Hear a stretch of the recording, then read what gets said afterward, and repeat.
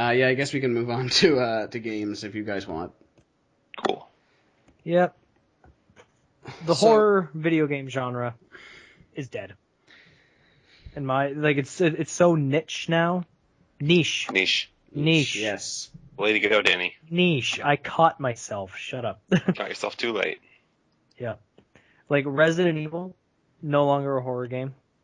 You get the small little games like Outlast, and you get the small little games like Amnesia. And those are all I never played Amnesia, but I've watched like Let's Plays and stuff of it, so I guess it kind of takes away from it. But I can see the appeal and how it was successful. Mm-hmm. Elaborate. I mean, I guess it's like, and again, I haven't played a whole lot of it. I've mostly just watched Let's Plays because it's like I'm not really interested in playing horror movie games. I feel like you get the same experience just watching it because it's basically just jump scares. But I watched more of the sequel to Amnesia, A Machine for Pigs. Oh yeah. I watched a good chunk for both games, but I watched more of the second one, and just because the atmosphere that built, like the creepy Victorian era like thing, and it's like this like sort of like steam based machinery based around like murder and stuff like that. I don't know. There's the whole setup of it and the whole ambiance was very creepy and interesting. Mm-hmm. I think that's what you need. The scariest games out right now are the same thing I said about movies. It's games that are not described as horror video games. Like, in my opinion, the scariest game of the past like 5 years was The Last of Us. That's what I count as like the creepiest, scariest game. I feel like the scariest games so far, like the small indie ones, like Five Nights at Freddy's. Well, I'm not sure if they're small indie, but like Five Nights at Freddy's, the original Slender. Spooky about that stuff. Before I figured out all the game mechanics behind Slender, yes, it was terrifying. Yeah. I gotta play more indie titles so I can understand what the hell you guys are talking about. I saw a Let's Play. Oh, what was it called? It's gonna piss me off. But I'm gonna look for it, but I'm gonna talk about it. It was basically about like you played like a toddler or like a baby, and you got like separated from your mom, and like this weird stuff was happening, and it's like you're in this alternate universe sort of thing where you have to like find these pieces, and you're like teddy bears like talking to you and stuff like that, and he's like guiding you through things. It's really weird, and it basically like. So the game's pretty short, so I'm just going to spoil it. But it was basically supposed to be like a metaphor for how this kid's suffering through his mother's alcoholism and stuff like that. And it was actually like, it was really good. Among the Sleep, it was called. Never heard of it, actually, strangely enough. It was scary because it was like, again, there was the whole theme of like how the character you're playing is a baby, right?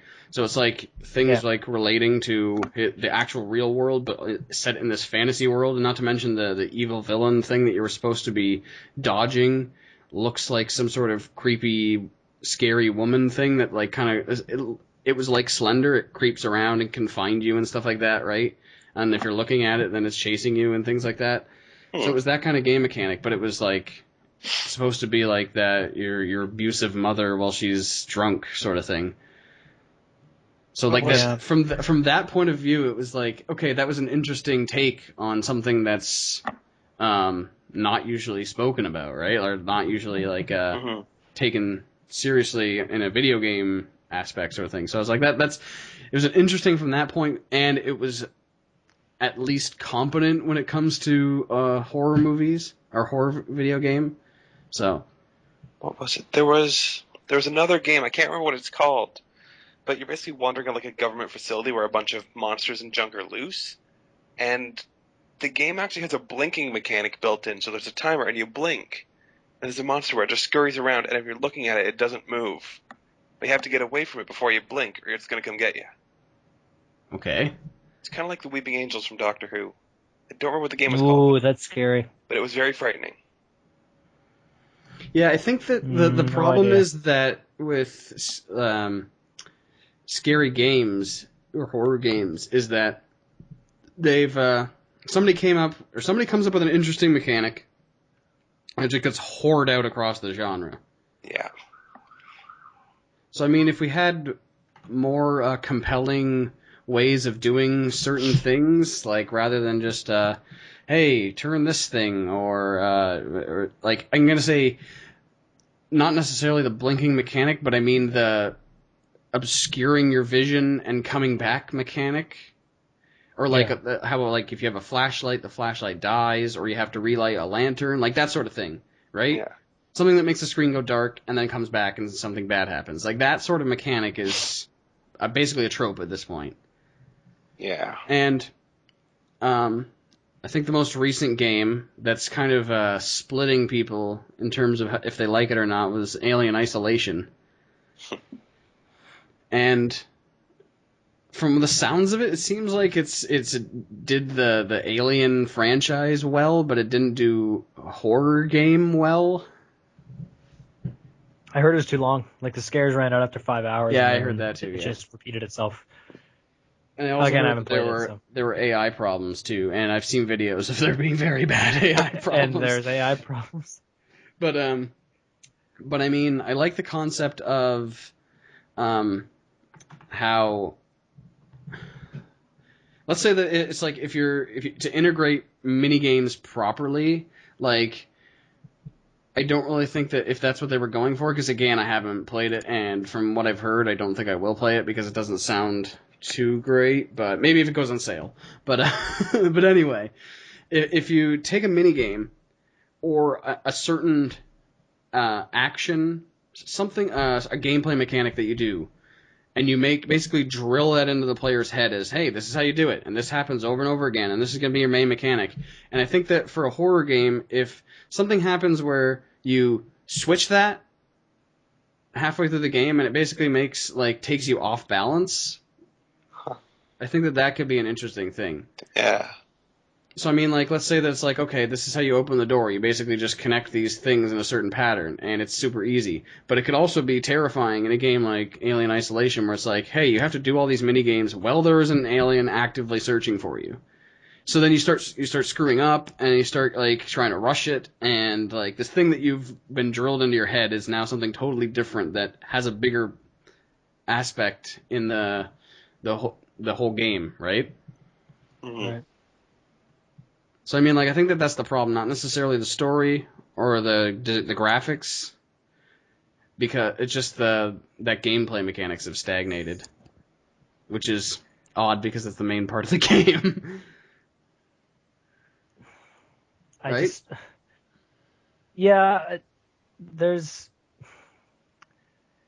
I never really got into horror games, to be honest with you. There was I've tried playing Outlast, tried playing, it's, to me, horror is done through atmosphere. That's how you do it to me. You can only get so much atmosphere out of the dank, creepy dungeon, right? Yeah. Like that was in Outlast, or that was in even like The Evil Within that was out recently. All right, guys, I'm gonna start with. I'll be right back. You guys continue. I just have to go answer a phone call. All right, but what do you think about that, Will? That like if gameplay mechanics are what's holding horror back? Will? I accidentally unplugged my microphone. What happened? I was gonna say, what do you think about that gameplay mechanics are holding back horror games?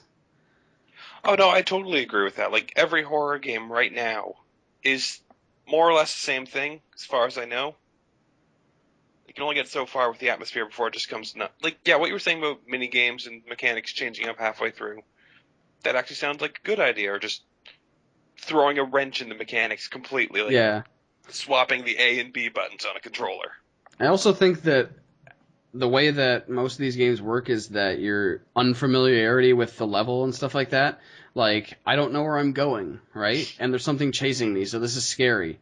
I think that it would also be scarier if they put you in an environment that you get to know the whole thing. Like, let's say that's your house, right? Okay. They put you in an environment that you get to know this thing front to back. Mm-hmm. You know where everything is, right? So there's like, You know your let's say, safe zones, you know your escape routes. well, not even that. It's just a normal thing, right? Okay, So let's say there's yeah. like, I don't know, an hour-ish of like tutorial style thing of just getting to know the restraints of the area that you play in. Mhm. And then they just unleash this monster. So it's like, you know where you have to go, and like they can just kind of play with that.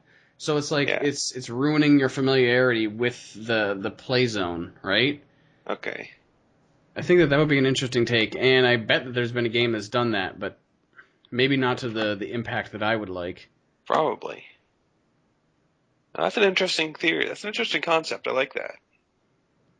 Because I mean, like that's the whole thing of like when you think about a horror movie, it's just like okay, you have to. The only way of doing it is to show people like what's happening. Whereas with a game should be more scary because it's like you're the one that's controlling it, right? Yeah, you get to make the choice. Like, is this right? Is this wrong?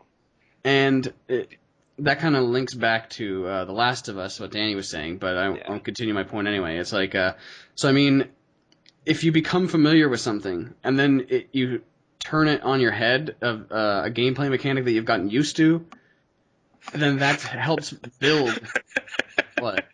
Sorry, you said turn it on your head with The Last of Us. Just think about that time where we get completely flipped upside down in The Last of Us. You still have to shoot the zombies.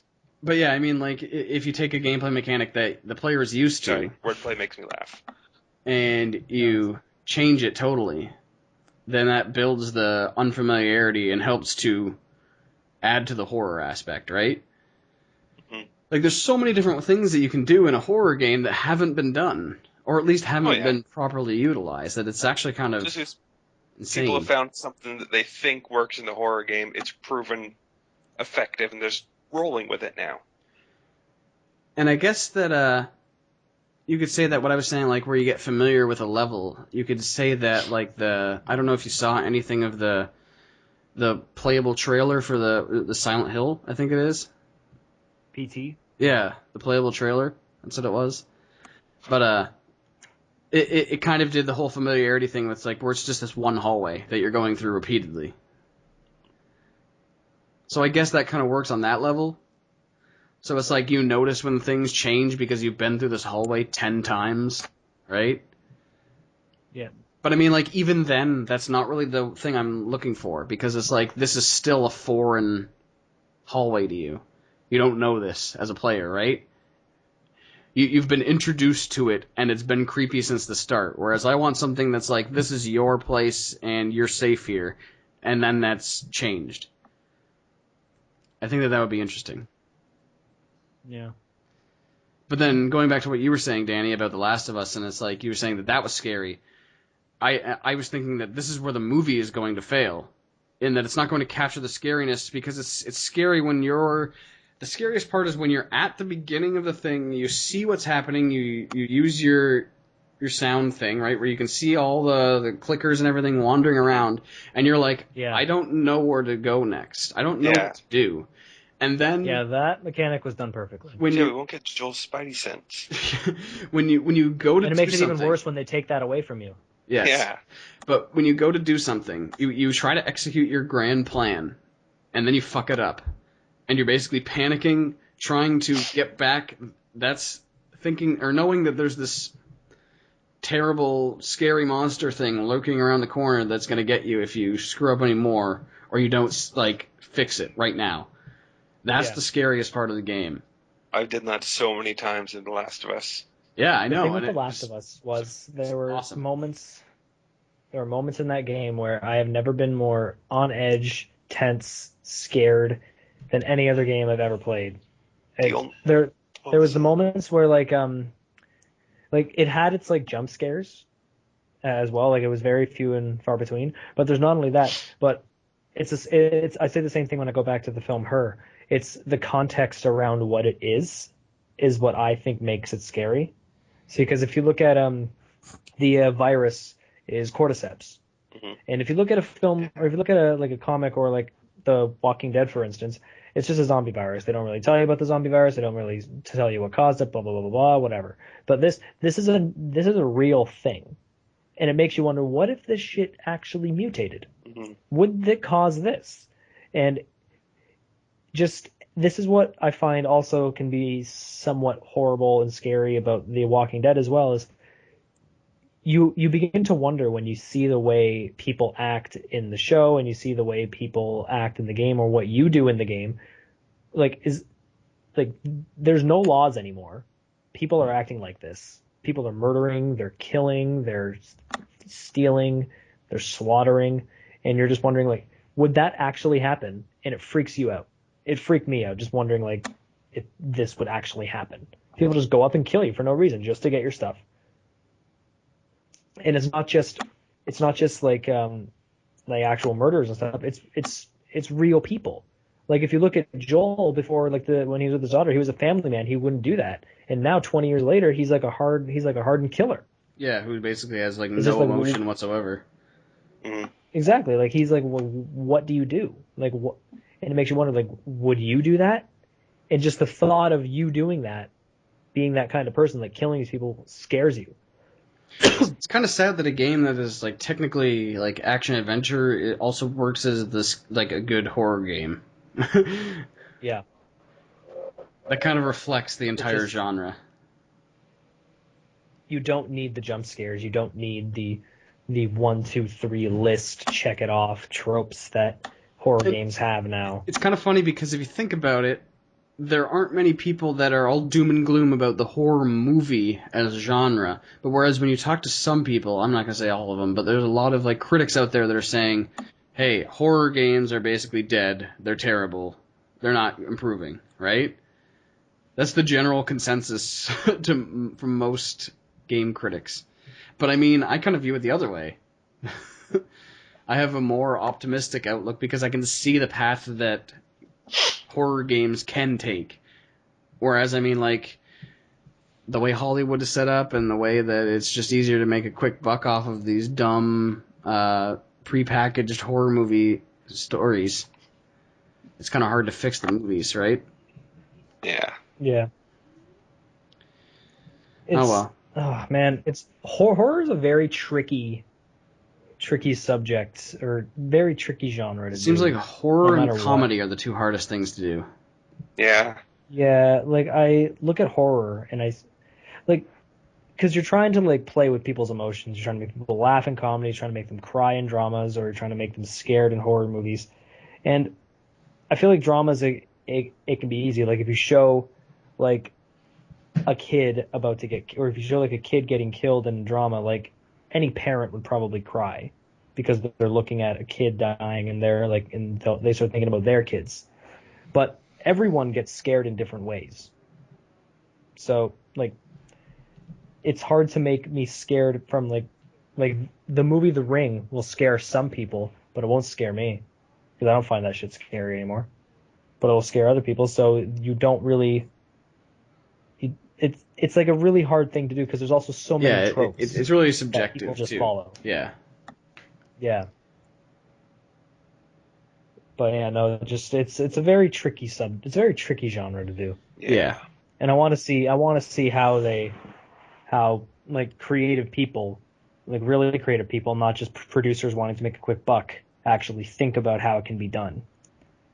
Because I think like the my thesis show this year, like it's not a horror show, but like I kind of like I want people to be somewhat scared in certain ways by it, not because it's scary, but because of the themes around it, and because the themes around it are death and time, and that can be scary. Yeah. So I want to scare people. I want to scare people from it. I actually want to scare people about it, but it's hard. It's genuinely hard to figure out how you can potentially scare people. You also have to make a distinction between actually like being scared and just something being really unsettling. Like to me, it's much more impactful if the entire experience is just like not necessarily trying to terrify you, but it's just like, yes, this is happening and this is something that's normal, but it's something like super macabre or like, right? Something like that where it's just like, this is off and I'm not sure that I like this, right? And it just kind of makes you uncomfortable watching it. Yeah. It's tough. It's hard to think about. It's hard to think how it can be done.